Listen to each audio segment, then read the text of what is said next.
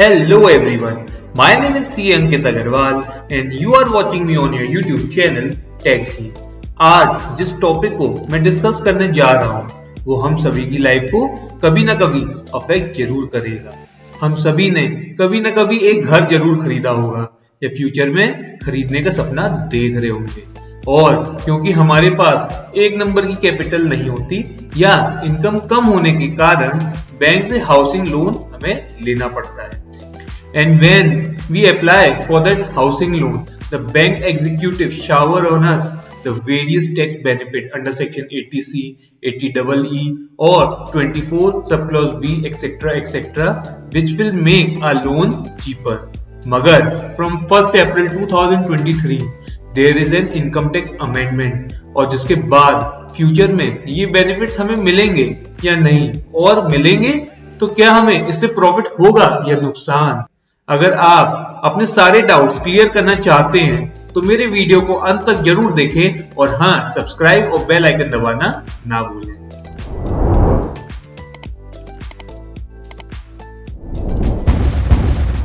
तो शुरू करते हैं।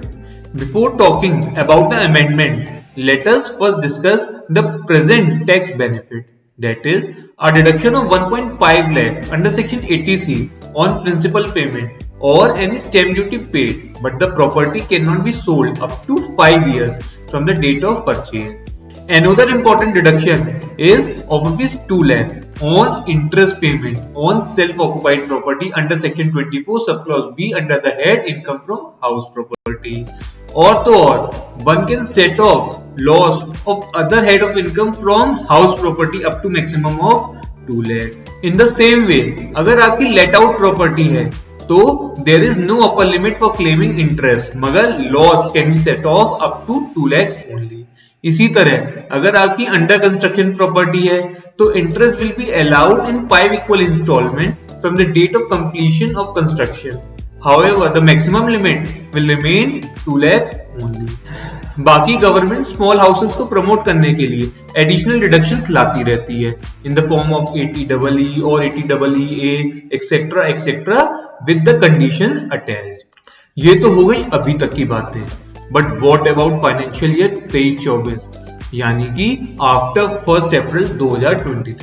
In the budget for financial year 23-24, our finance minister has made a small change in section 48 which deal with computation of capital gain। क्या है ये change देखते हैं।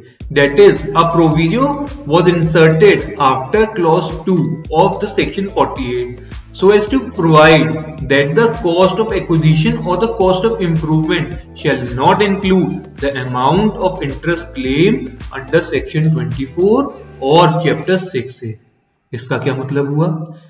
इसका मतलब ये हुआ कि अगर आपने 80C या 80EE या 80EA या फिर 24 सबक्लॉज B का डिडक्शन क्लेम किया है while calculating your income, तो आप जब अपना घर या मकान बेचेंगे तो वो आपके हाउस की कॉस्ट में ऐड नहीं होगा and as a result the capital gain tax की लायबिलिटी बढ़ जाएगी। से फॉर एग्जांपल, अगर आप 50 लाख का हाउस लेते हैं and for which you have taken a deduction under section 80C for repayment of principal of rupees 50 lakh and 10 lakh deduction for repayment of interest under section 24B, तो आपके house की cost 50 lakh minus 15 lakh minus 10 lakh is equal to 25 lakh मानी जाएगी when you will sell it off, and capital gain 25 lakh पे calculate होगा ना कि 50 लाख पे।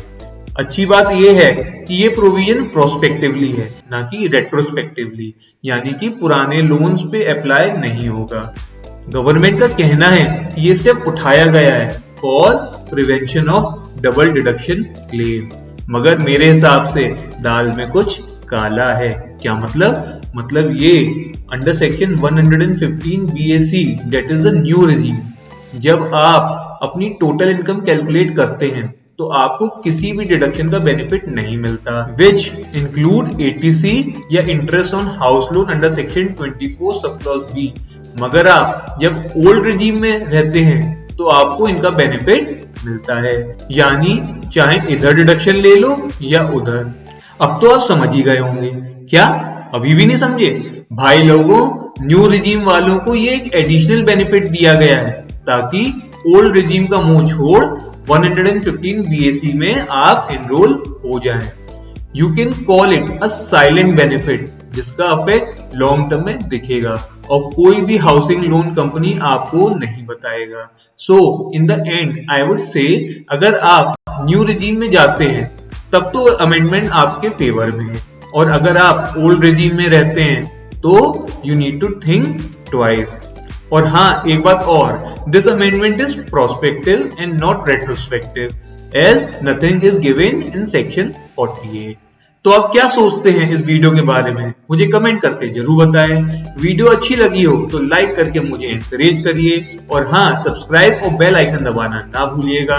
मैं जल्दी मिलूंगा एक और नई वीडियो के साथ। Till then, thank you and stay connected.